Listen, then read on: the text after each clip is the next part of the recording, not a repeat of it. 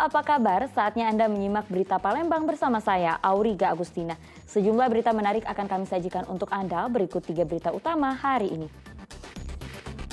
Akibat Sungai Abab meluap, ratusan rumah di Talang Pipa, Kabupaten Pali terendam banjir. 2 karyawan Bank BRI unit Tanjung Sakti, pagar alam gelapkan tabungan nasabah hingga miliaran rupiah. Jenazah ABK kapal karya Pasifik yang jatuh di perairan Tanjung Kampe, Sungsang, Kabupaten Banyuasin berhasil ditemukan.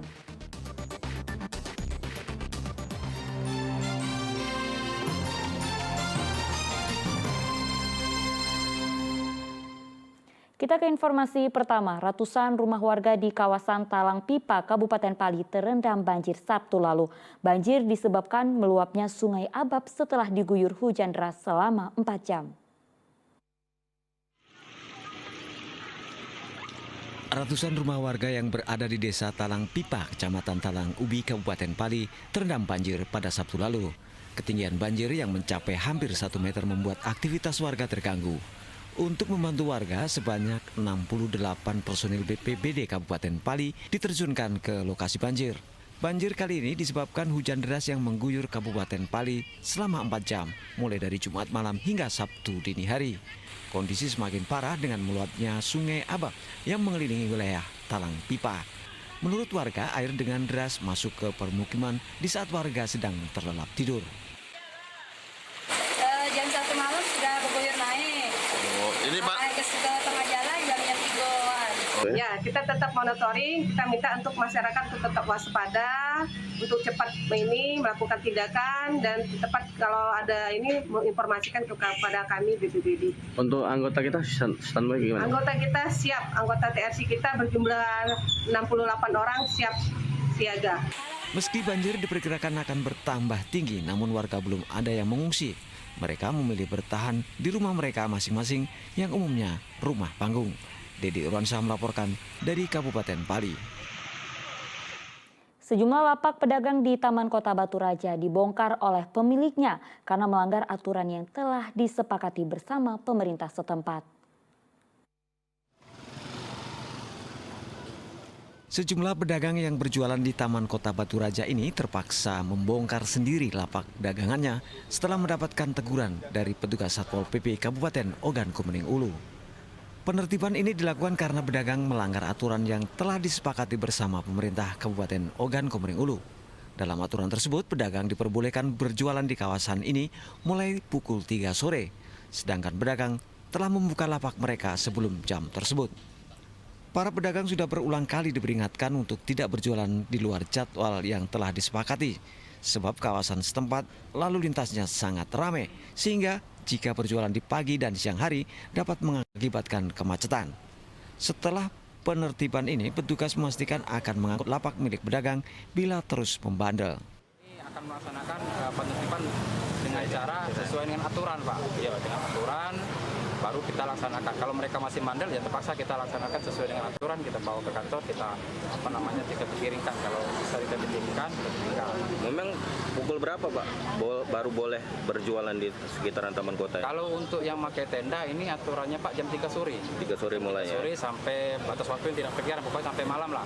Nah, saya atas nama koordinator sini tidak mengizinkan mereka buka jam 1 ataupun di bawah jam 12. Ya, karena masalah ini kan tempatnya ini sudah diberikan pukul 15 sore dan tidak ada pengecualian.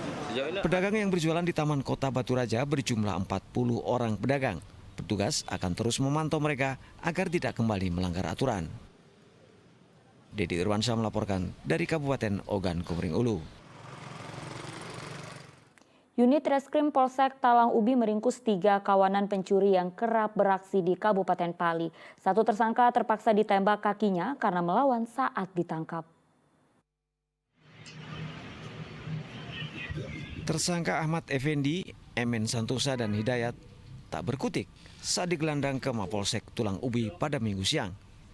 Ketiganya merupakan kawanan pencuri yang kerap beraksi di Kabupaten Pali. Namun karena melakukan perlawanan saat ditangkap, salah satu tersangka terpaksa ditembak kakinya oleh petugas. Aksi pencurian yang dilakukan kawanan ini sudah sangat meresahkan.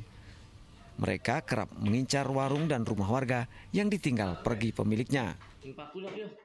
Satu di Talang-Bulang, si Hidayat ya. Hidayat. Ini kasusnya maling rokok. Rokok, beras, sama tabung gas. Si Hidayat. Terus si Ahmad, ini maling HP dia di Tang Subur. Ini untuk ancaman mereka apa? 363. Jadi ancamannya lebih kurang 7 tahun. Ini residipis apa? Gimana? Yang residivis yang ini, siapa? Emen. Itu melawan petugas ya? Tangkap? Iya, sempat anggota kita juga ada yang lukos ini kan, nampak untuk ngejar. Polisi akan terus mengusut semua kejahatan yang pernah dilakukan para tersangka. Mengingat kawanan ini telah lebih dari 1 tahun beraksi. Polisi menjerat ketiga tersangka dengan pasal tentang pencurian yang ancaman hukumannya paling lama 7 tahun kurungan penjara. Dedi Irwansyah melaporkan dari Kabupaten Pali. 2 pelaku penipuan dan penggelapan uang tabungan nasabah Bank BRI unit Tanjung Sakti, cabang Pagar Alam diringkus polisi.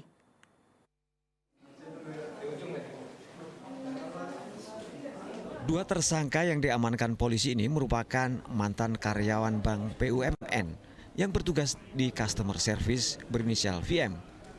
Perempuan usia 34 tahun dan seorang OB berinisial AW, pria usia 35 tahun. Kedua tersangka ditangkap di kawasan Pagar Alam. Aksi kedua tersangka ini berlangsung sejak tahun 2020 hingga bulan Januari 2023 dengan korban 70 orang nasabah. Kerugian mencapai 5.253 juta rupiah. Kedua tersangka memiliki peran dalam menjalankan aksinya. Tersangka VW selaku customer service menyasar nasabah yang berusia lanjut yang hendak menabung. Kepada korban, VW hanya menyerahkan buku tabungan, sedangkan ATM diambil VW untuk menguras isi tabungan korban. Sementara tersangka AW sengaja mencegat nasabah di depan bank sambil menawarkan bantuan untuk penyetoran. Bila mendapat nasabah yang meminta bantuan, bukti setor hanya ditulis menggunakan pulpen, sementara uang setoran milik korban dibawa kabur. Selain mengamankan dua tersangka, polisi juga mengamankan beberapa barang bukti berupa buku tabungan yang transaksinya ditulis dengan tangan, 32 kartu ATM nasabah, 1 buah kartu kredit milik pelaku AW, laporan audit atas 70 nasabah. Korban ini rata-rata adalah orang-orang yang sudah lanjut usia. Jadi tersangka 2 orang ini memanfaatkan memang budaya orang sana yang memang kalau menabung itu ya untuk ditabung, tidak untuk diambil-ambil. Jadi dia memanfaatkan kesempatan itu untuk jadi masyarakat yang menabung tidak pernah ngecek buku tabungannya, berapa rekeningnya. Nah, kalau kita kan sering-sering ngecek itu berapa, kadang-kadang tarik sedikit. Nah, tapi kalau karena orang sana budayanya memang nabung ya nabung untuk disimpan. Nah, jadi dia memanfaatkan situasi itu untuk mengambil, begitu. Menanggapi peristiwa tersebut, Bank BRI menjamin uang nasabah sebanyak 70 orang akan dikembalikan.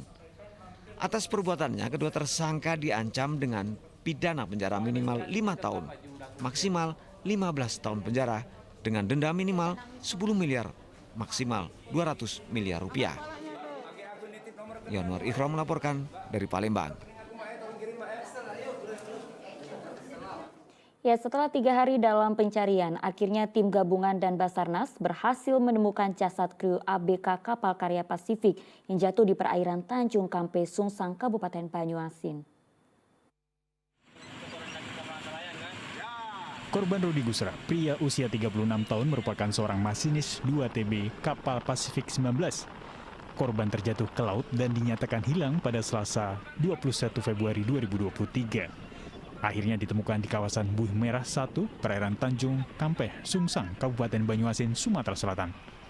Pencarian jasad korban sempat terkendala cuaca buruk, hujan dan angin kencang yang melanda Provinsi Sumatera Selatan. Saat tim SAR menemukan jasad korban di tengah hujan, dengan ciri-ciri korban menggunakan baju kaos warna biru, celana pendek menggunakan kalung titanium warna silver dengan liontin cincin. Korban Rudi Gusra diketahui baru 4 bulan bekerja di kapal. Saat korban jatuh tidak satupun rekannya yang melihat.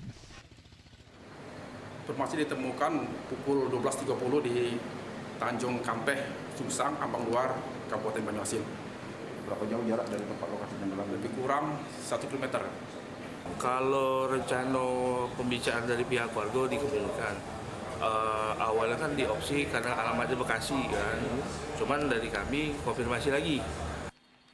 Oleh pihak keluarga, jasad korban akan dibawa pulang ke kampung halaman di Agam Padang, Provinsi Sumatera Barat. Yanwar Ihrom melaporkan dari Kota Palembang.